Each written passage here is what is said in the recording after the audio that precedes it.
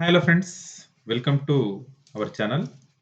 Today I'm going to discuss uh, one of the most important grammar points. ಈ ಒಂದು question paper 2024ರಲ್ಲಿ ನಡೆದಂತಹ ಯಾವುದು KEA ನಡೆಸಿದಂತಹ ಈ ವಿಎಒ village accountant officer ಪೋಸ್ಟಿನ ಒಂದು communication ಪೇಪರ್ಲಿ ಬಂದಂತಹ 30 ಕ್ವಶನ್ಸ್ಗಳನ್ನು ನಾನು ನಿಮ್ಮ ಜೊತೆ ಡಿಸ್ಕಷನ್ ಮಾಡ್ತಾ ಇದ್ದೀನಿ. ಸ್ನೇಹಿತರೆ, ತುಂಬ ಜನ ಸರ್ ಅದಕ್ಕೆ ಬೇರೆ ಇಂಗ್ಲೀಷ್ ಇರುತ್ತೆ, ಇದಕ್ಕೆ ಬೇರೆ ಇಂಗ್ಲೀಷ್ ಇರುತ್ತೆ, ಸರ್ ಅದನ್ನು ಮಾಡ್ರಿ ಇದನ್ನು ಮಾಡ್ರಿ ಅಂತ ಹೇಳಿ ತುಂಬ ಜನ ಹೇಳ್ತಾ ಇದ್ದೀರಿ.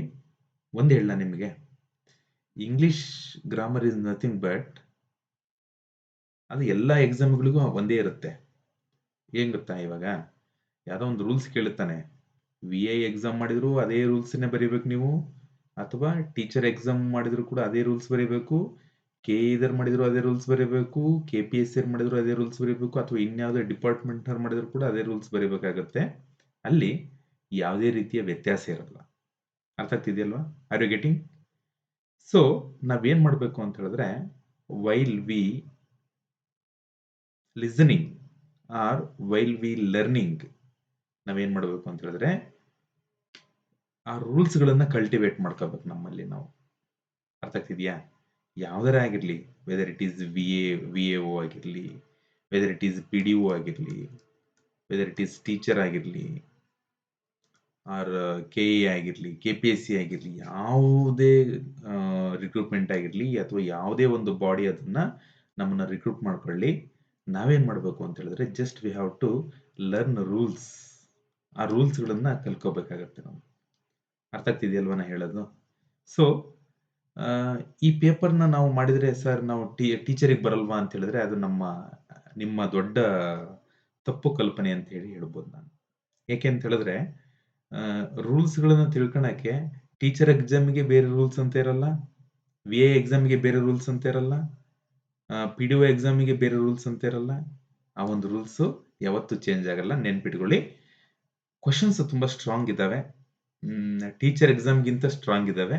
ಸೊ ಈ ಒಂದು ಕ್ವಶನ್ಸ್ಗಳನ್ನ ಒನ್ ಬೈ ಒನ್ ನೋಡ್ಕೊಳ್ತಾ ಹೋಗೋಣ. Yes, let's begin this session. The first question is, choose the correct answer of the following simple sentence after its transformation to compound sentence. ಸ್ನೇಹಿತರೆ, ಸೆಂಟೆನ್ಸ್ ಅಲ್ಲಿ ನಾವು ಸೆಂಟೆನ್ಸ್ ಅಂತ ನೋಡಿದಾಗ ಸೆಂಟೆನ್ಸ್ ಅಲ್ಲಿ ಕೈಂಡ್ಸ್ ಇವು ಯಾವುದು? Simple sentence, compound sentence, this is second one. Then complex sentence ಅಂತ ಬರುತ್ತೆ. ಏನ್ ಬರುತ್ತೆ? ಕಾಂಪ್ಲೆಕ್ಸ್ ಸೆಂಟೆನ್ಸ್ ಅಂತ ಬರುತ್ತೆ. ಇದು ಕೈಂಡ್ಸ್ ಆಯ್ತು. ಟೈಪ್ಸಿಗೆ ಬಂದ್ವಿ ಅಂತ ಹೇಳಿದ್ರೆ 5 ಟೈಪ್ಸ್ ಇದೆ. ಒಂದನೇದು ಅಸರ್ಟಿವ್ ಸೆಂಟೆನ್ಸ್, ಎರಡನೇದು ಇಂಪೆರೇಟಿವ್, ಮೂರನೇದು ಇಂಟರಾಗೇಟಿವ್,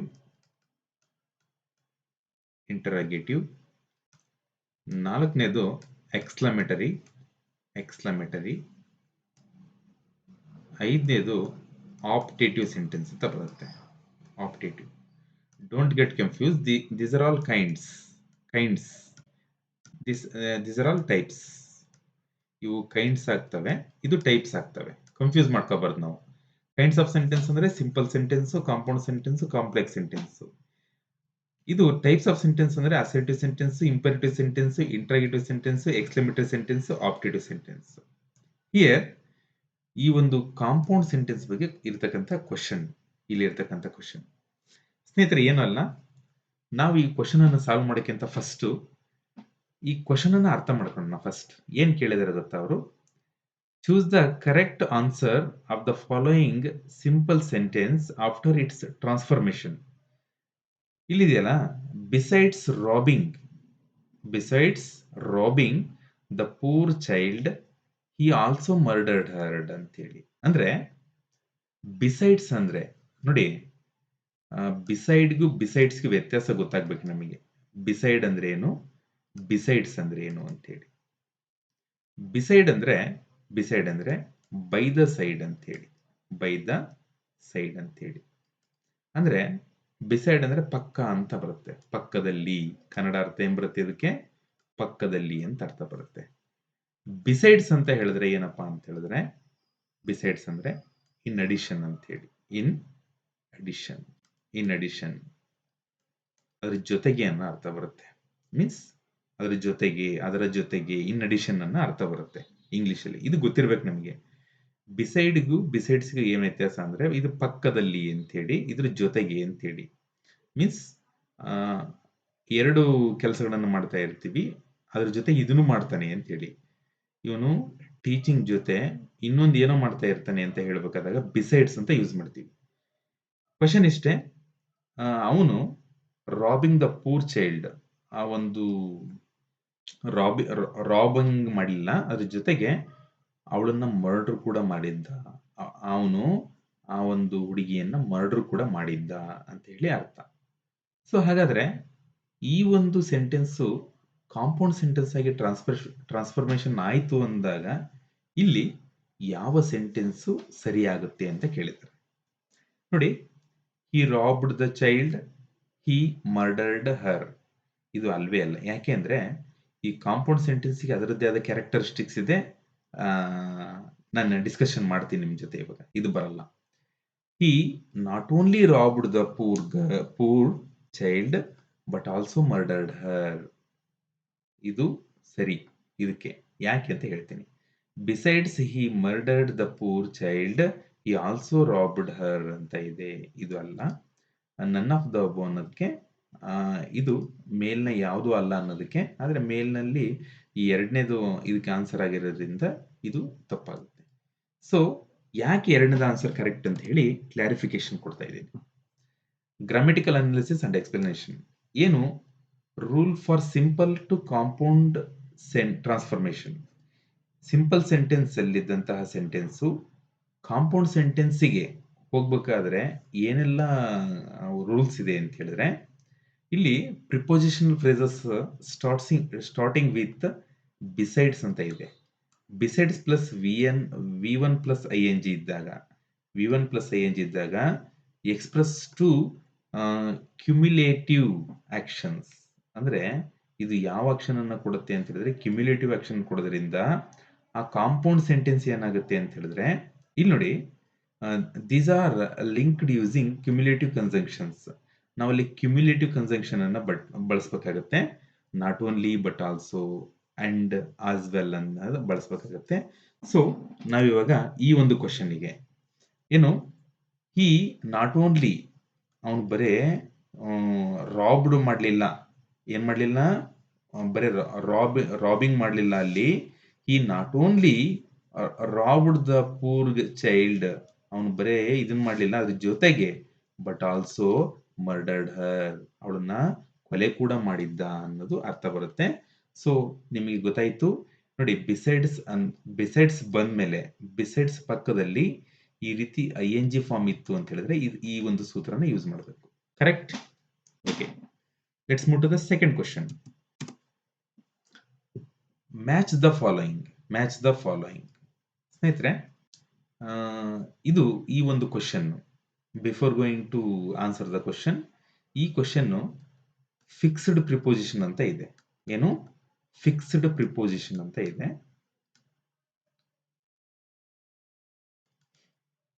ಅದಕ್ಕೆ ಸಂಬಂಧಿಸಿದಂತ ಕ್ವಶನ್ ಆಗುತ್ತೆ.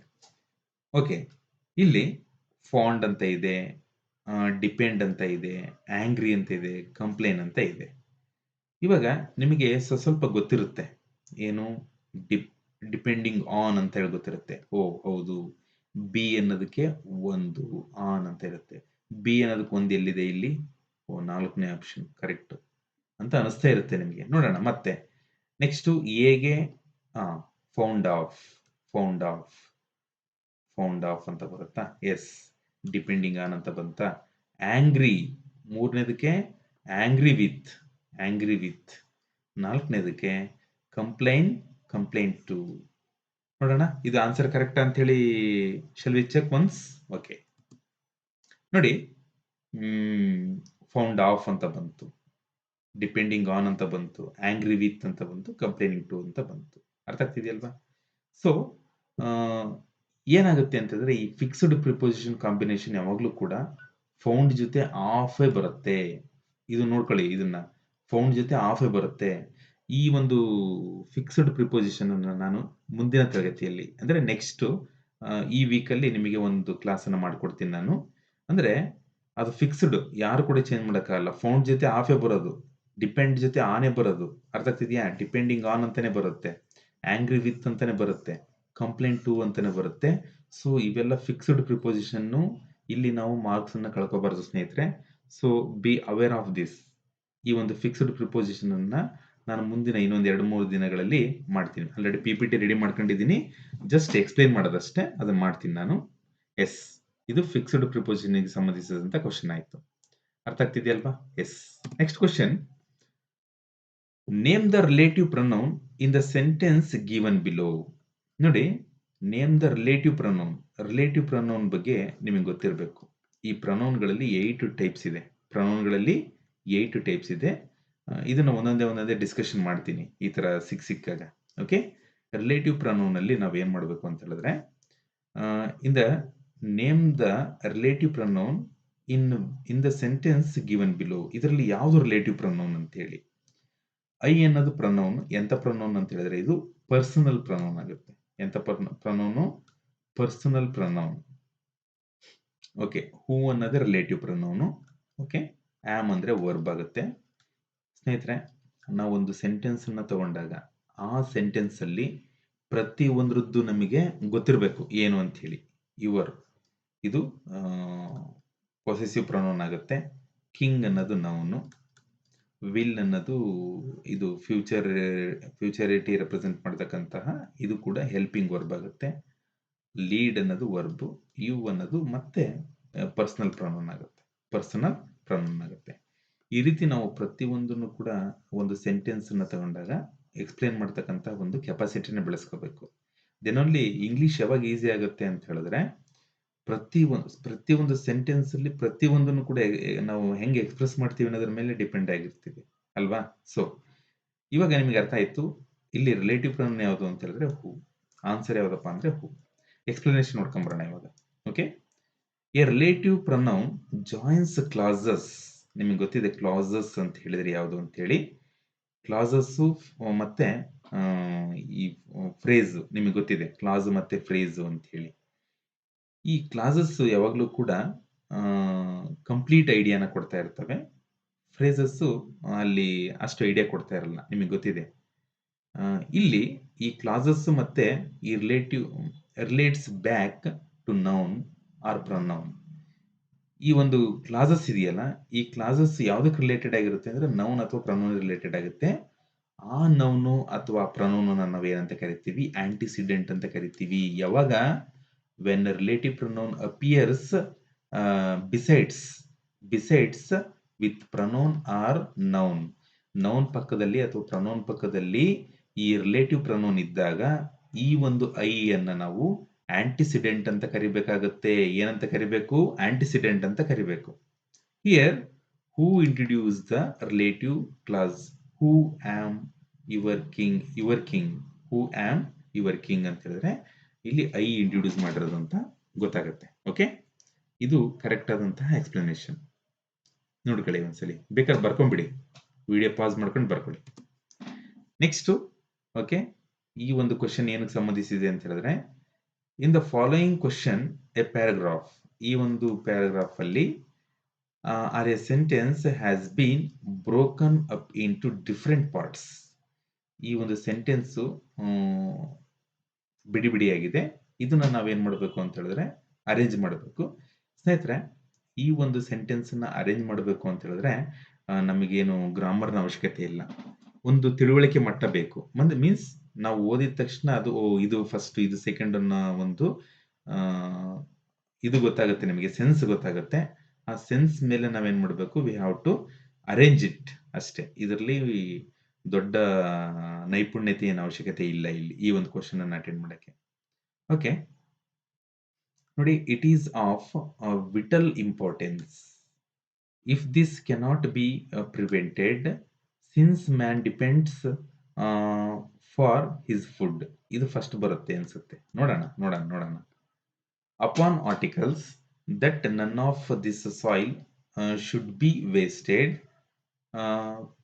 ಏನದು produced from earth's layer of fertile soil. ಈ ಒಂದು ಕ್ವಶನ್ ಅನ್ನ ಇಲ್ಲಿ ಸಿ ಅನ್ನೋದು ಕರೆಕ್ಟ್ ಆನ್ಸರ್ ಆಗುತ್ತೆ. ಯಾಕೆ ಅಂತ ಹೇಳಿದ್ರೆ, ಸಿನ್ಸ್ ಮ್ಯಾನ್ ನೋಡಿ, ಒಂದು ಸೆಂಟೆನ್ಸ್ ಸ್ಟಾರ್ಟ್ ಆಗಕ್ಕಿಂತ ಫಸ್ಟ್ ಸಿನ್ಸ್ ಅಂತ ಬರುತ್ತೆ ಕೆಲವೊಂದ್ಸರಿ. Since man depends for his food, ಮನುಷ್ಯ ಅನಾದಿ ಕಾಲದಿಂದಲೂ ಅವನು ಈ ಒಂದು ಫುಡ್ಡಿಗೆ ಡಿಪೆಂಡ್ ಆಗಿರ್ತಾನೆ. ಎಲ್ಲಿ ಅಂತ ಹೇಳಿದ್ರೆ ಅಪಾನ್ ಆರ್ಟಿಕಲ್ಸ್ ಆದ್ಮೇಲೆ produced from the earth's layer of fertile soil. ಎಲ್ಲಿ ಬೆಳ್ಕೊಳ್ತಾನೆ ಆ ಒಂದು ಇದನ್ನ ಫುಡ್ನ ಅಂತ ಹೇಳಿದ್ರೆ ಆ ಲೇಯರ್ ಮೇಲೆ ಇರ್ತಕ್ಕಂತಹ ಫರ್ಟೈಲ್ ಸಾಯಿಲ್ ಮೇಲೆ, ಅರ್ತ್ ಲೇಯರ್ ಮೇಲೆ ಇರ್ತಕ್ಕಂಥ ಫಲವತ್ತತೆ ಇರ್ತಕ್ಕಂಥ ಮಣ್ಣಿನಲ್ಲಿ ಅವನೇನ್ ಮಾಡ್ತಾನೆ, ಬೆಳ್ಕೊಳ್ತಾನೆ. It is of vital importance. ಇದು ತುಂಬಾ ಇಂಪಾರ್ಟೆಂಟ್ ಆಗುತ್ತೆ.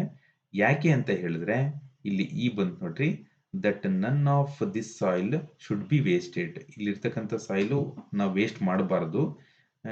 ವೇಸ್ಟ್ ಮಾಡಿದ್ರೆ if this cannot be prevented, ಇದಕ್ಕೆ ಯಾವುದೇ ಪ್ರಿವೆನ್ಷನ್ ಇಲ್ಲ. ಇದು ಕರೆಕ್ಟ್ ಆದಂತ ಸೀಕ್ವೆನ್ಸ್. ಸೊ ಆಪ್ಷನ್ 3ನೇದು ಕರೆಕ್ಟ್ ಆದಂತ ಆನ್ಸರ್ ಆಗುತ್ತೆ. ಓಕೆ, ಇದನ್ನ ನಾವು ಎಕ್ಸಾಮ್ ಹಲ್ಲೇ ಮಾಡಬೇಕು. ಇದೇ ಕ್ವಶನ್ ಬರುತ್ತೆ ಅಂತೆ ಇದನ್ನ ಪ್ರಾಕ್ಟೀಸ್ ಮಾಡೋ ಅವಶ್ಯಕತೆನೇ ಇಲ್ಲ, ಹೇಳದೇ ಇದ್ರೆ ನಡೆಯುತ್ತೆ. ಬಟ್ ಈ ತರ ಕ್ವಶನ್ ಬರುತ್ತೆ ಅಂತ ಹೇಳಿ ನಿಮಗೆ ಗೊತ್ತಿರಲಿ ಅನ್ನೋದಕ್ಕೋಸ್ಕರ ನಾನು ಹೇಳಿದ್ದೀನಿ ಇದನ್ನ. ಓಕೆ, ನೆಕ್ಸ್ಟ್ ಕ್ವಶನ್ 40ನೇ ಕ್ವಶನ್ ಏನಪ್ಪಾ ಅಂತ ಹೇಳಿದ್ರೆ, ಫಿಲ್ ಇನ್ ದಿ ಬ್ಲ್ಯಾಂಕ್ ಏನು, the receptionist dash the information desk was both smart dash polite ಅಂತ ಇದೆ. ಸ್ನೇಹಿತರೆ, ದ ರಿಸೆಪ್ಷನಿಸ್ಟ್ ಡೆಸ್ಕ್ ಕಡೆ ಇದ್ದಾಳೆ ಅಂತ ಆಗ್ಬೇಕು. ಇನ್ ಅಂತ ಹೇಳಿದ್ರೆ ಅಲ್ಲಿ ಅಂತ ಅರ್ಥ ಬರುತ್ತೆ, ಲೀ ಅಂತ ಅರ್ಥ ಬರುತ್ತೆ. ಅಟ್ ಅಂದ್ರೆ ಹೌದು, ಆ ಕಡೆಗೆ ಅಂತ ಅರ್ಥ ಬರುತ್ತೆ. ಅಂಡ್ ಅಂದ್ರೆ ಮತ್ತು ಅಂತ ಹೇಳಿ. ಓಕೆ, ನೋಡೋಣ. ಬಟ್ ಅಂದ್ರೆ ಆದರೆ ಅಂತ ಹೇಳಿ. ಅಟ್ ಅಂದ್ರೆ ಕಡೆಗೆ, ಆದರೆ ಅಂತ. ವಿತಿನ್ ಅಂತ ಹೇಳಿದ್ರೆ ಅದರೊಳಗೆ ಅಂತ ಹೇಳಿ. ಆಲ್ದೋ ಅಂತ ಹೇಳಿದ್ರೆ ಆದಾಗ್ಯೂ ಅಂತ ಅರ್ಥ ಬರುತ್ತೆ. ಸ್ನೇಹಿತರೆ, ಇವಾಗ ನೋಡಿ, the receptionist at the information desk. ಆ ರಿಸೆಪ್ಷನಿಸ್ಟು ಆ ಇನ್ಫಾರ್ಮೇಶನ್ ಡೆಸ್ಕ್ ಕಡೆಗಿದ್ದಾಳೆ. Both smart and polite. ಅವಳು ಹೆಂಗಿದ್ದಾಳೆ ಅಂತ ಹೇಳಿದ್ರೆ ತುಂಬಾ ಸ್ಮಾರ್ಟ್ ಆಗಿದ್ದಾಳೆ ಅಥವಾ ಸ್ಮಾರ್ಟ್ ಆಗಿದ್ದಾನೆ. ಸ್ಮಾರ್ಟ್ ಆಗಿದ್ದಾಳೆ. ಯಾಕೆ ಅಂತ ಹೇಳಿದ್ರೆ ರಿಸೆಪ್ಷನಿಸ್ಟ್ ಅಂತ ಕೊಟ್ಟಿದ್ದಾರೆ, ಯಾವುದೇ ಜೆಂಡರ್ ಮೆನ್ಷನ್ ಮಾಡಿಲ್ಲ ಇಲ್ಲಿ. ನೋಡಿ, ಅಟ್ ಆ ಒಂದು ಇನ್ಫಾರ್ಮೇಶನ್ ಡೆಸ್ಕ್ ಹತ್ರ ಇದ್ದಾರೆ. ಬೋತ್ ಅವ್ರು ಹೆಂಗಿದ್ದಾರೆ ಅಂತ ಹೇಳಿದ್ರೆ ಸ್ಮಾರ್ಟ್ ಅಂಡ್ ಪೊಲೈಟ್ ಆಗಿದ್ದಾರೆ ಅಂತ ಹೇಳಿ ಇದಕ್ಕೆ ಆನ್ಸರ್ ಬರುತ್ತೆ. ನೋಡಿ, we use the preposition at for specific location. ಆ ಇನ್ಫಾರ್ಮೇಶನ್ ಡೆಸ್ಕ್ ಅನ್ನೋದು ಏನಪ್ಪಾ, ಅಲ್ಲಿ ಡೆಸ್ಕ್ ಅನ್ನೋದು specific location. So at the desk ಅನ್ಬೇಕು ನಾವು, ಅಟ್ ದ ಡೆಸ್ಕ್ ಅಂತ ಹೇಳಿ ಅನ್ಬೇಕಾಗತ್ತೆ. Next, the correlative conjunction both. ಈ ಬೋತ್ ಅಂತ ಬಂದಾಗ ಬೋತ್ ಜೊತೆ ಯಾವಾಗ್ಲೂ ಕೂಡ ಅಂಡ್ ಇರುತ್ತೆ ಅನ್ನೋದು ನೆನಪಿರ್ಲಿ. ಬೋತ್ ಜೊತೆ ಯಾವಾಗ್ಲೂ ಕೂಡ ಅಂಡ್ ಇರುತ್ತೆ. ಇದನ್ನ ಕೋರಿಲೇಟಿವ್ ಮೀನ್ಸ್ ಬೋತ್ ಇತ್ತ ಅಲ್ಲಿ ಅಂಡ್ ಇದೆ ಅಂತ ಹೇಳಿ ಅರ್ಥ. ಬೋತ್ ಜೊತೆ ಯಾವಾಗ್ಲೂ ಕೂಡ ಅಂಡ್ ಇರುತ್ತೆ ಅನ್ನೋದು ನೆನಪಿರ್ಬೇಕು ನಮಗೆ. Okay, next question, for A professional sports person fitness is A must. ಹೌದಲ್ವಾ? ಅವ್ರದ್ದು ಪ್ರೊಫೆಷನಲ್ ಸ್ಪೋರ್ಟ್ಸ್ ಮೆನ್ ಅಂದ್ರೆ ಫಿಟ್ನೆಸ್ ಇರಬೇಕು ಅನ್ನೋದು ಗೊತ್ತಿದೆ ನಿಮಗೆ. Here choose the correct question tag for the given statement. ಈ ಕ್ವಶನ್ನಿಗೆ ಕರೆಕ್ಟ್ ಆದಂತ ಆನ್ಸರ್ ಏನು? ನೋಡಿ, ಇಲ್ಲಿ ಫಿಟ್ನೆಸ್ ಇಸ್ ಎ ಮಸ್ಟ್ ಅಂತ ಇದೆ. ಹೇಳಿ ಸ್ನೇಹಿತರೆ, ನಿಮಗೆ ಗೊತ್ತು ಏನ್ ರೂಲ್ಸ್ ಅಂತ ಹೇಳಿ. ನೋಡಿ, ಈ ಒಂದು ಕ್ವಶನ್ ಟ್ಯಾಗ್ ಅಲ್ಲಿ ಆ tag, if the tag is positive, tag positive sentence ಆದ್ರೆ ನೆಗೆಟಿವ್ ಟ್ಯಾಗ್ ಅನ್ನ ಹಾಕ್ತಿವಿ. ಏನ್ ಹಾಕ್ತಿವಿ? ನೆಗೆಟಿವ್ ಟ್ಯಾಗ್ ಅನ್ನ ಹಾಕ್ತಿವಿ. ನೆಗೆಟಿವ್ ಸೆಂಟೆನ್ಸ್ ಇದ್ರೆ ಪಾಸಿಟಿವ್ ಟ್ಯಾಗ್ ಅನ್ನ ಹಾಕ್ತಿವಿ. ಇದು ಗೊತ್ತಿರಬೇಕು ನಿಮಗೆ. ಓಕೆ, ಇಲ್ಲಿ ಫಿಟ್ನೆಸ್ ಇಸ್ ಎ ಮಸ್ಟ್ ಅಂತ ಇದೆ. ಫಿಟ್ನೆಸ್ ಈಸ್ ಮಸ್ಟ್ ಅಂತ ಇದೆ. ಈಸ್ ಅನ್ನೋದನ್ನ ತಗೋಬೇಕು ನಾವೀಗ ಇಲ್ಲಿಂದ. ಏನಂತ ಬರುತ್ತೆ? ಈಸ್. ಈಸು ಇದು ಪಾಸಿಟಿವ್ ಸೆಂಟೆನ್ಸ್ ಆಗಿರೋದ್ರಿಂದ ಈಸ್ ಅಂತ ತಗೊಂಡು ಇದನ್ನ ನೆಗೆಟಿವ್ ಮಾಡ್ತೀವಿ. ಇಸೆಂಟ್. ಇಲ್ಲಿ ಫಿಟ್ನೆಸ್ ಅನ್ನೋದು ಏನು? ಹೌದು, ಇಟ್ ಆಗುತ್ತೆ. ಇಸೆಂಟ್ ಇಟ್ ಆಗುತ್ತೆ. ಸೊ ಆಪ್ಷನ್ 2 ಅನ್ನೋದು ಕರೆಕ್ಟ್ ಆನ್ಸರ್ ಆಗುತ್ತೆ ಇದಕ್ಕೆ. ಆಪ್ಷನ್ 2 ಅನ್ನೋದು ಕರೆಕ್ಟ್ ಆಗುತ್ತೆ. Okay. Next, change the following statement to reported speech. ನೋಡಿ, ರಿಪೋರ್ಟೆಡ್ ಸ್ಪೀಚ್ ಮಾಡೋಕ್ಕೆ ತುಂಬಾ ಒಂದು ಇದಿರಬೇಕು, ಏನು ಒಂದು ಪ್ರೊಫಿಷಿಯನ್ಸಿ ಇರಬೇಕು ಲ್ಯಾಂಗ್ವೇಜ್ ಅಲ್ಲಿ. ದೆನ್ ಓನ್ಲಿ ಏನು ಆ ಒಂದು ಸೆಂಟೆನ್ಸ್ ಅನ್ನ ಏನು ಡೈರೆಕ್ಟ್ ಸೆಂಟೆನ್ಸ್ ನ ಇಂಡೈರೆಕ್ಟ್ ಮಾಡಕ್ ಸಾಧ್ಯ ನಾವು. ಏನ್ ಸೆಂಟೆನ್ಸ್ ಇದೆ? ರಾಮು ಸೆಡ್. ಇಲ್ಲಿ ಬರ್ಕೊಳ್ತೀನಿ. Ramu said. Ramu said my classmate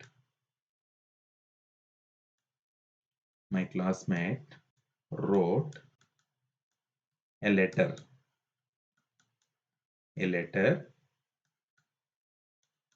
to the minister ಅಂತ ಯಾರು ಬರ್ತಾರೆ? ರಾಮು ಹೇಳ್ತಾನೆ ಏನಂತ ಹೇಳ್ತಾನೆ ಅಂತ ಹೇಳಿದ್ರೆ, my classmate wrote a letter to the minister ಅಂತ ಹೇಳಿ. ಈ ಸೆಂಟೆನ್ಸ್ ಯಾವ ಒಂದು ಸ್ಟ್ರಕ್ಚರ್ ಇದೆ? ನಾ ಹೇಳಿದೆ ನಿಮಗೆ, ಅಸರ್ಟಿವ್ ಸೆಂಟೆನ್ಸ್ ಅಲ್ಲಿ ಇದೆಯೋ ಅಥವಾ ಇಂಪೆರೇಟಿವ್ ಸೆಂಟೆನ್ಸ್ ಅಲ್ಲಿ ಇದೆಯೋ ಅಥವಾ ಇಂಟ್ರಗೇಟಿವ್ ಸೆಂಟೆನ್ಸ್ ಅಲ್ಲಿ ಇದೆಯೋ, ಎಕ್ಸ್ಕ್ಲಮೇಟರಿ ಸೆಂಟೆನ್ಸ್ ಅಲ್ಲಿ ಇದೆಯೋ, ಆಪ್ಟೇಟಿವ್ ಸೆಂಟೆನ್ಸ್ ಅಲ್ಲಿ ಇದೆಯೋ ಅಂತ ನೋಡ್ಕೋಬೇಕು. ಇಟ್ ಸೀಮ್ಸ್ ಟು ಬಿ, ಇದು ನನಗೆ ಗೊತ್ತಾಗ್ತಿರೋ ಹಾಗೆ ಅಸರ್ಟಿವ್ ಸೆಂಟೆನ್ಸ್ ಅಲ್ಲಿ ಇದೆ. ಈ ಸೆಂಟೆನ್ಸ್ ಅಸರ್ಟಿವ್ ಸೆಂಟೆನ್ಸ್ ಅಲ್ಲಿ ಇದೆ. ಅಸರ್ಟಿವ್ ಸೆಂಟೆನ್ಸ್ ಅಲ್ಲಿ ಇದ್ದಾಗ ದಟ್ ಅನ್ನೋ ಆ ಒಂದು ಲಿಂಕರ್ನ ಆಡ್ ಮಾಡ್ಬೇಕು ನಾವು. ದಟ್ ಅನ್ನೋ ಲಿಂಕರ್ನ ಆಡ್ ಮಾಡಬೇಕು. ಓಕೆ. ರಾಮು ಸೆಡ್. ಇಲ್ಲಿ ಆಪ್ಷನ್ ಇದಾವೆ, ಆಮೇಲೆ ನೋಡೋಣ ಆಪ್ಷನ್ ನಾವು ಇದನ್ನ ನೋಡ್ಕೊಂಡು. ರಾಮು ಸೆಡ್. ನೋಡಿ, ರಾಮು ಸೆಡ್ ಅಂತ ಬರೆದ್ರ ಈ ಕಾಮ ಇದೆಯಲ್ಲ, ಈ ಕಾಮನ ತೆಗಿಬೇಕು, ಮತ್ತೆ ಈ ಡಬಲ್ ಕೊಟೇಶನ್ ತೆಗಿಬೇಕು, ದಟ್ ಅಂತ ಆಡ್ ಮಾಡಬೇಕು. ಈ ಕಾಮ ಮತ್ತೆ ಡಬಲ್ ಕೊಟೇಶನ್ ತೆಗೆದ್ವಿ ಅಂತ ಹೇಳಿದ್ರೆ ದಟ್ ಅಂತ ಆಡ್ ಮಾಡಬೇಕು. ಏನ್ ಗೊತ್ತಾ ದಟ್ ಅಂದ್ರೆ? ರಾಮು ಸೆಡ್, ರಾಮು ಹೇಳಿದ, ಏನಂತ ಅಂದ್ರೆ ಅಂತ. ದಟ್ ಅಂದ್ರೆ ಅಂತ. ರಾಮು ಏನಂತ ಹೇಳಿದ ಅಂದ್ರೆ ಮೈ ಕ್ಲಾಸ್ಮೇಟ್. ರಾಮು ಹೇಳ್ತಾನೆ, ಅವನ್ ಕ್ಲಾಸ್ಮೇಟ್ ಅಂತ ಹೇಳಿ ನಾವ್ ಹೇಳ್ಬೇಕು. ಇದನ್ನ ರಾಮು ಹೇಳ್ತಾನೆ. ರಾಮು ಹೇಳಿದ್ದನ್ನ ಬಂದು ನಾವ್ ಹೇಳ್ಬೇಕಾದ್ರೆ ಮೈ ಕ್ಲಾಸ್ಮೇಟ್ ಅಂದ್ರೆ ನನ್ ಕ್ಲಾಸ್ಮೇಟ್ ಆಗತ್ತೆ. ರಾಮು ಕ್ಲಾಸ್ಮೇಟ್ ಆದಾಗ ರಾಮು ಅಂತ ನಾವು ಹೇಳ್ಬೇಕಲ್ವಾ? ಹಿಸ್ ಕ್ಲಾಸ್ಮೇಟ್ ಅಂತ ಹೇಳ್ಬೇಕು. ಏನು? His classmate. ಅವನು ಏನಂತ ಹೇಳಿದ ಅಂತ ಹೇಳಿದ್ರೆ ಹಿಸ್ ಕ್ಲಾಸ್ಮೇಟ್ ರೋಟ್ ಅಂತ ಇದೆ ಗೊತ್ತಾ? ಇದು ಸಿಂಪಲ್ ಪಾಸ್ಟ್ ಅಲ್ಲಿ ಇದೆ. ಸಿಂಪಲ್ ಪಾಸ್ಟ್ ಅಲ್ಲಿ ಇದ್ದಾಗ ಪಾಸ್ಟ್ ಪರ್ಫೆಕ್ಟ್ ಟೆನ್ಸ್ ಕನ್ವರ್ಟ್ ಮಾಡ್ಬೇಕು ಅದನ್ನ ನಾವು. Ramu said that his classmate had written a letter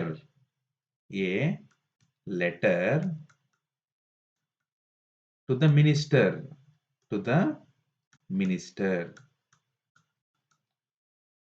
full stop. ಈ ಆನ್ಸರ್ ಈ 4ರಲ್ಲಿ ಎಲ್ಲಿದೆ? Ramu said that his classmates had written a letter. ಒಂದೇದೇ ಕರೆಕ್ಟ್ ಆನ್ಸರ್. ಯಾಕೆ ಅಂತ ಹೇಳಿದ್ರೆ ನಾನು ಇಲ್ಲಿ ಹೇಳಿದ್ದೀನಿ ನಿಮಗೆ, ಅದೇ ರೀತಿ ಇದೆ ಇದು. ಸೊ ಇದು ಕರೆಕ್ಟ್ ಆನ್ಸರ್.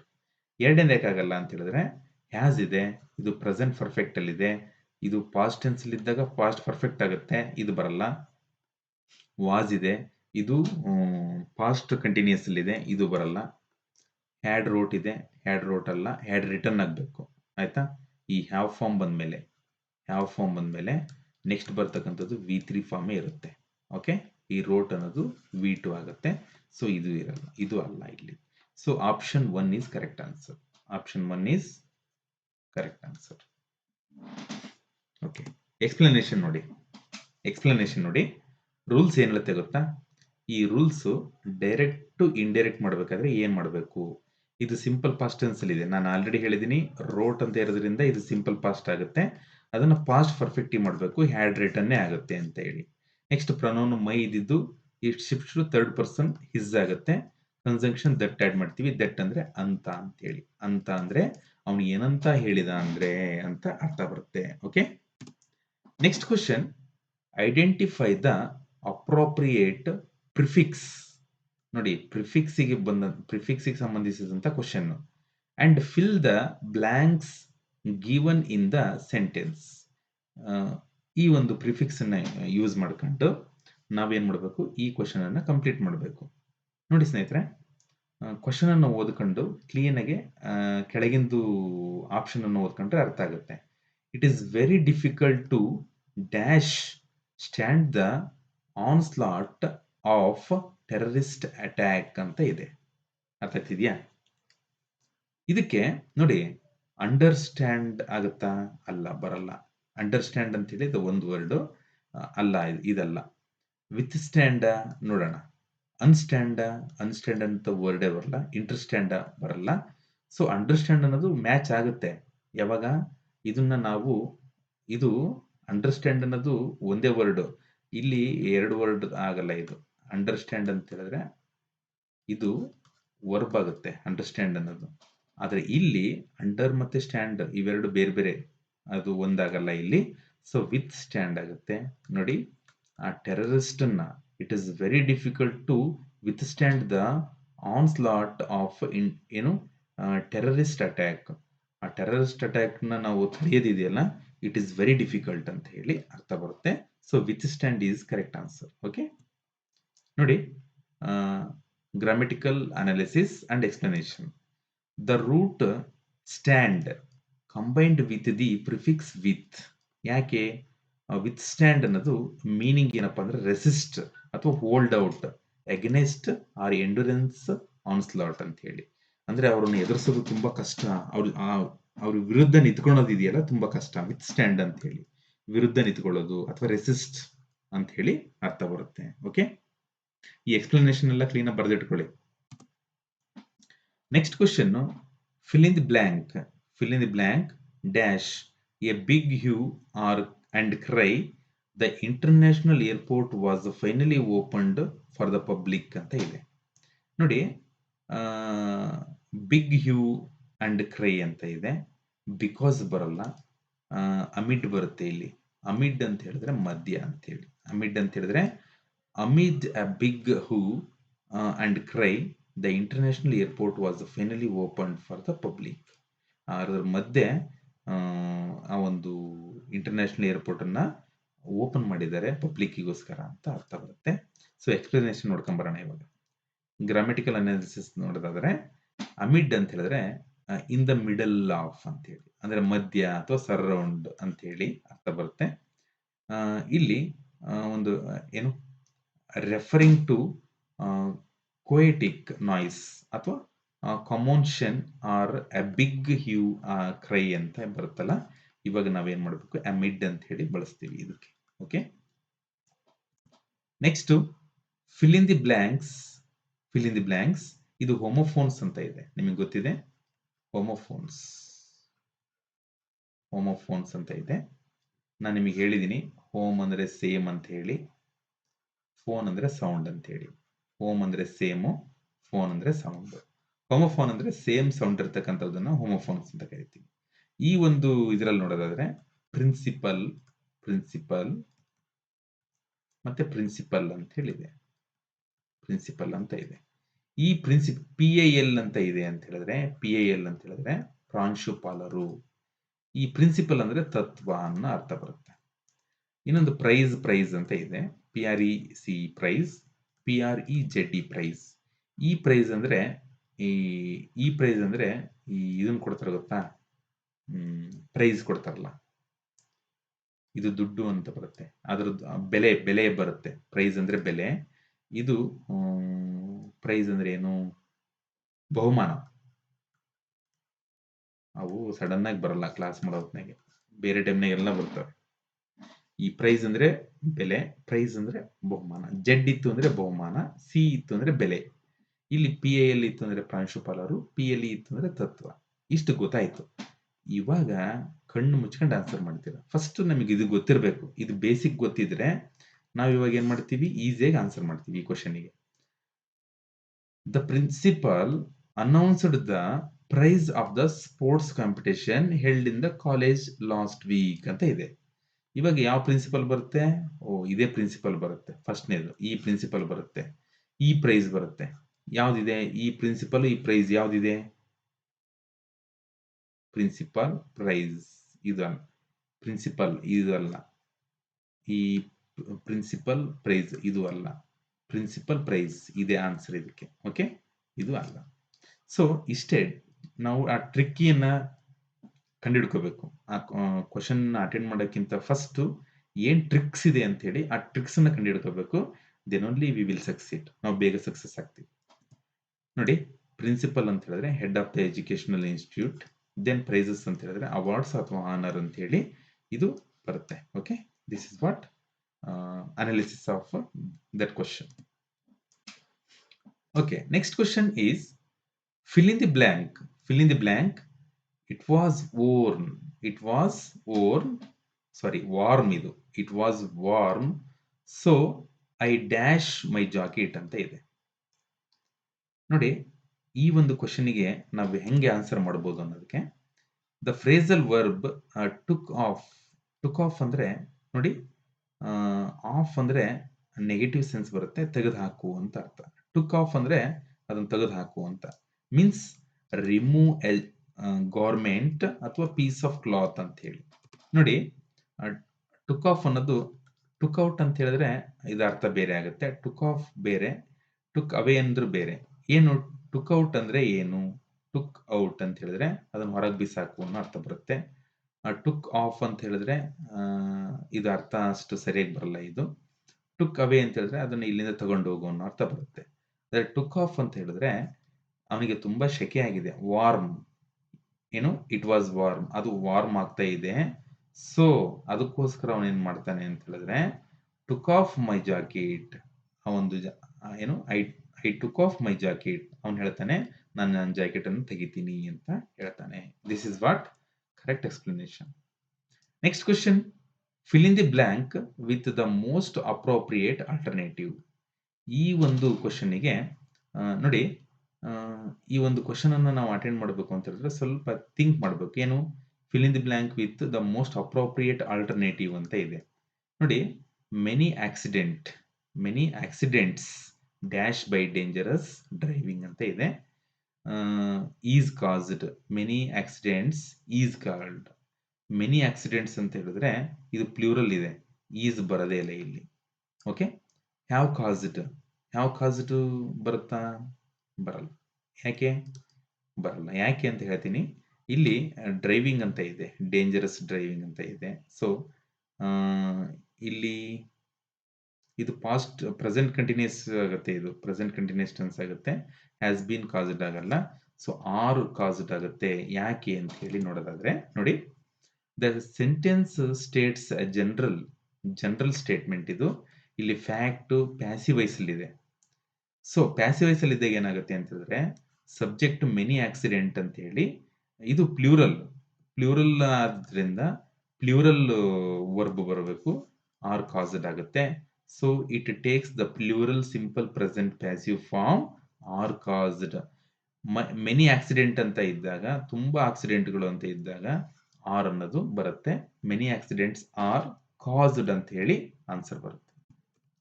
ಸೊ ಆಪ್ಷನ್ 3 ಇದೆಯಲ್ಲ, ಇದು ಕರೆಕ್ಟ್ ಆನ್ಸರ್ ಆಗುತ್ತೆ. Option 3, many accidents are caused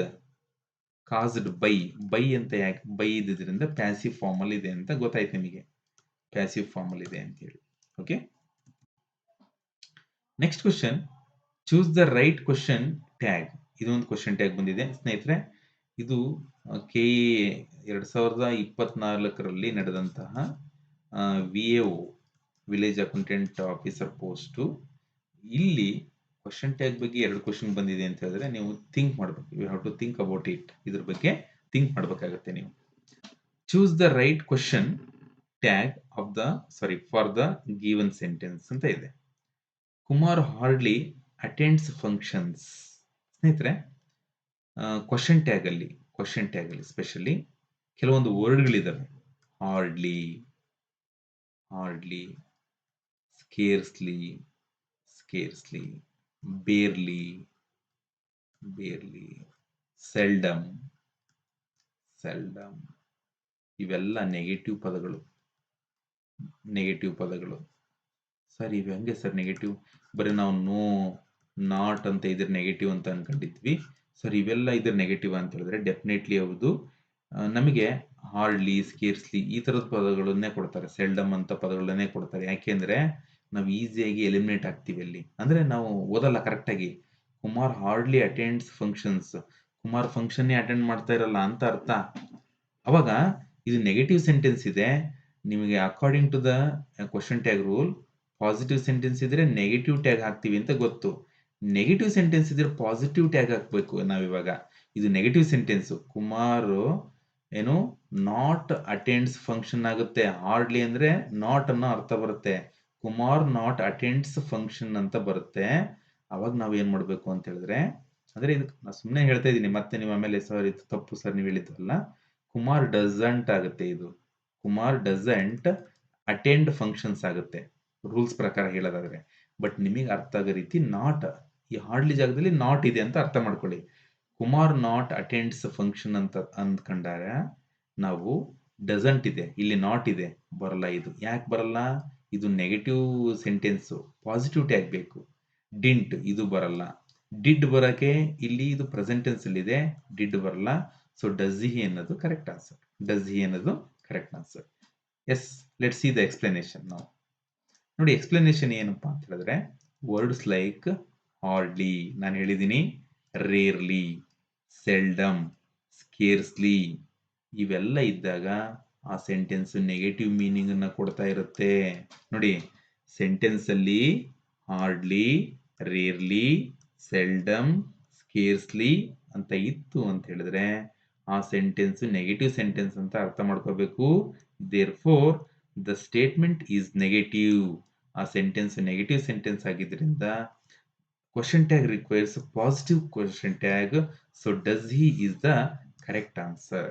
does he is the correct answer. Okay ಸ್ನೇಹಿತರೆ, ಇದಾಗಿತ್ತು ಇವತ್ತಿನ ಕ್ಲಾಸ್. ಏನೇ ಡೌಟ್ಸ್ ಇದ್ರೂ ಕೂಡ ಕಮೆಂಟ್ ಬಾಕ್ಸ್ ಅಲ್ಲಿ ಹಾಕಿ. ನಾನು ನಿಮ್ಮ ಜೊತೆ ಸದಾ ಟಚ್ ಅಲ್ಲಿ ಇರ್ತೀನಿ. ಮತ್ತೆ ನನ್ನ ವಿಡಿಯೋ ನಿಮ್ಗೆ ಇಷ್ಟ ಆಯ್ತು ಅಂತ ಹೇಳಿದ್ರೆ ನಿಮ್ಮ ಸ್ನೇಹಿತರಿಗೆಲ್ಲರಿಗೂ ಇದನ್ನ ಶೇರ್ ಮಾಡಿ. ಅವರು ಕೂಡ ನಿಮ್ಮ ರೀತಿನೇ ಒಂದು ಸ್ಟಡಿಯಲ್ಲಿ ಭಾಗವಹಿಸ್ಲಿ ಅಂತ ಹೇಳ್ತಾ, ಏನೇ ಡೌಟ್ಸ್ ಇದ್ರು ಕಮೆಂಟ್ ಬಾಕ್ಸ್ ಅಲ್ಲಿ ಹಾಕಿ. ಮತ್ತೆ ನಿಮಗೆ ಯಾವುದೇ ಕ್ಲಾಸ್ ಬೇಕಾದ್ರೂ ಕೂಡ ಕಮೆಂಟ್ ಬಾಕ್ಸ್ ಅಲ್ಲಿ ಹಾಕಿ, ನಾನು ನಿಮಗೆ ಮಾಡ್ಕೊಡ್ತೀನಿ. ಟಿಲ್ ಎಕ್ಸಾಮ್ ವರ್ಗೂ ನಿಮ್ ಜೊತೆ ನಾನು ಸದಾ ಇರ್ತೀನಿ ಅಂತ ಹೇಳ್ತಾ, ನಮಸ್ತೆ ಸ್ನೇಹಿತರೆ, ಬಾಯ್ ಬಾಯ್, ಗುಡ್ ನೈಟ್.